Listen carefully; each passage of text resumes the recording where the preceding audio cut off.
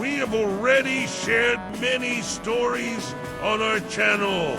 We received lots of love and support from all of you.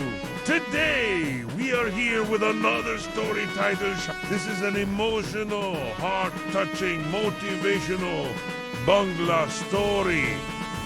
Let's start.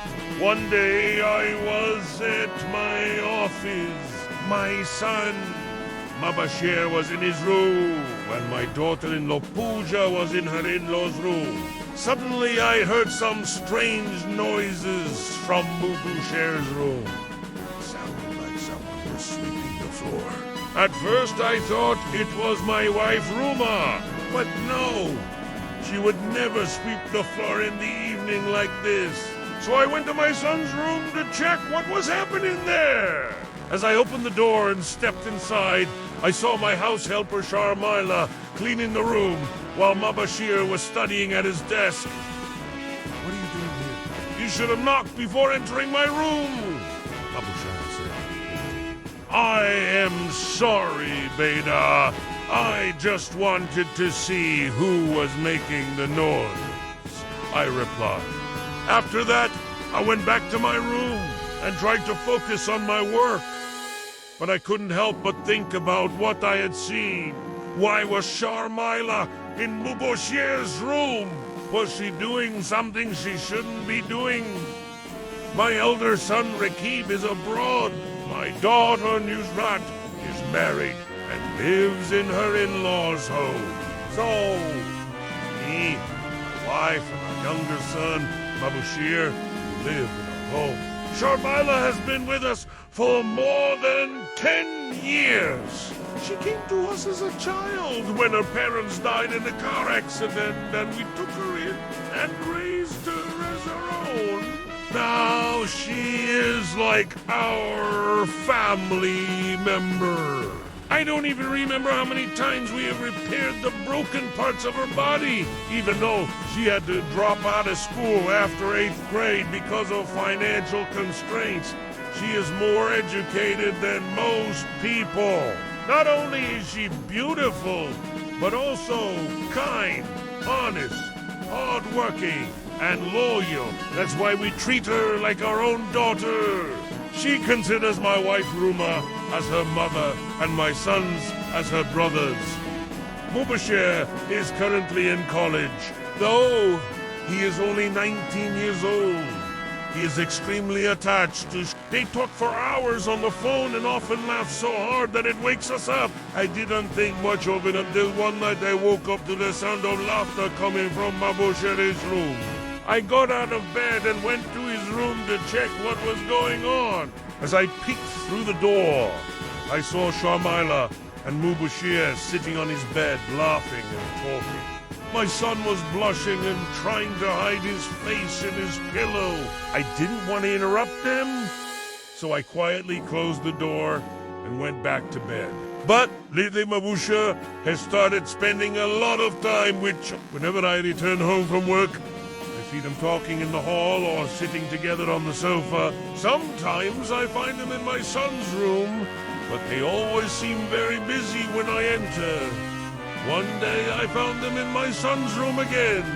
I asked, "What were you both doing?" They said, "Nothing, Baba." I could tell they were hiding something from me, but I didn't push them to tell me what it was. Instead, I decided to keep an eye on them, to figure out what was going on. I don't know if I was wrong, but I started following them around. Every day I pay close attention to their behavior and tried to piece together what they were hiding from me. Every night when my wife and I were about to sleep, we would ask Mubashir and Sharmila where they were going and what they were doing. Both of them would say, "We are going to study in the library, Baba." However, every morning when I wake up, I find them in my living room as if they had never been to the library. Moreover, Sharmila would always bring various books, notebooks, pens, and other stationery items with her whenever she went to my son's room.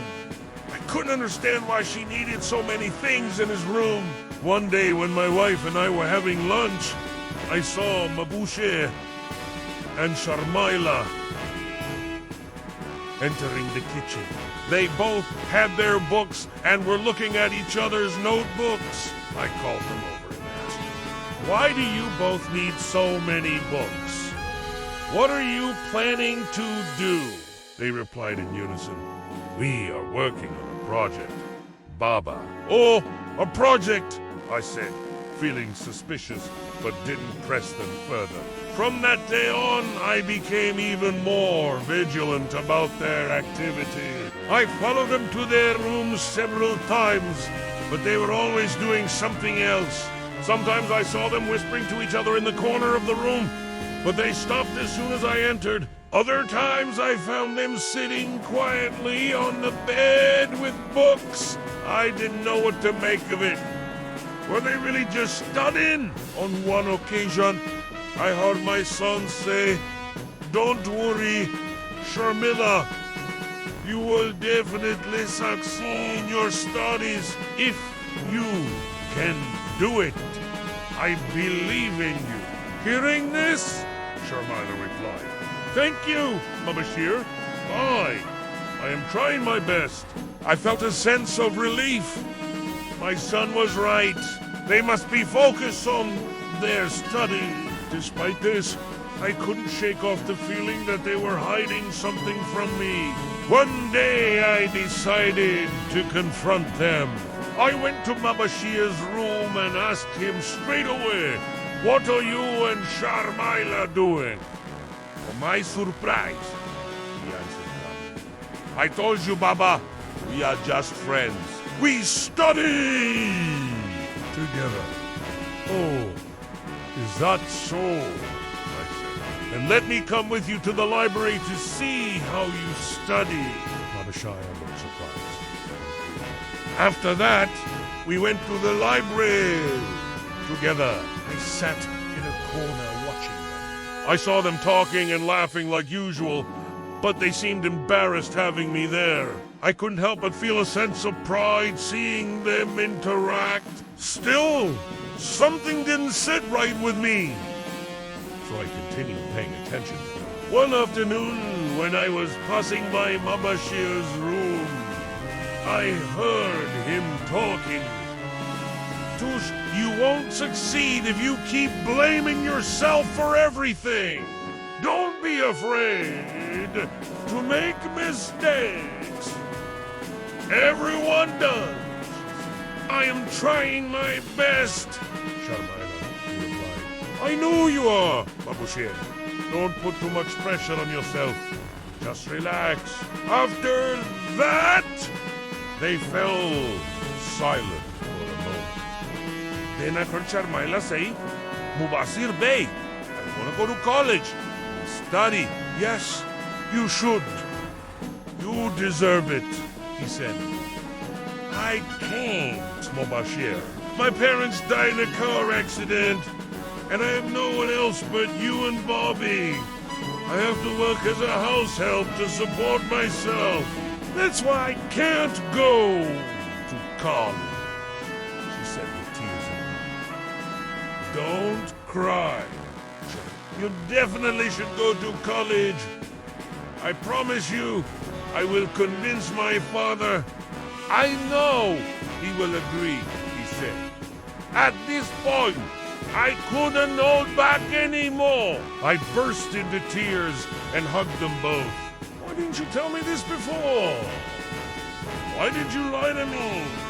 I asked. Mabushir and Sharmila were also crying. "We are sorry, Baba," they said. Looking at their innocent faces, I realized that I had been wrong. I shouldn't have doubted them. I apologized to them and said, "I am sorry, Beta. I shouldn't have doubted you. Go, kids.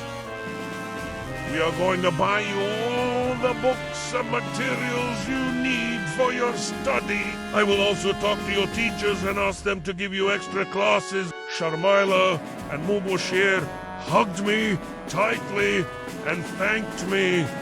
At that moment, I felt a surge of pride, knowing that I had two brilliant children. I knew they would make me proud one day. From that day on, I became even more supportive of Sharmila's education. I made sure she had all the resources she needed to succeed. And I couldn't be happier seeing the progress she made. This story teaches us that sometimes our suspicions can lead us to make mistakes. It's important to trust our children and the people they choose to be their friends. Rather than jumping to conclusions, we should try to understand their perspective and support them in their endeavors.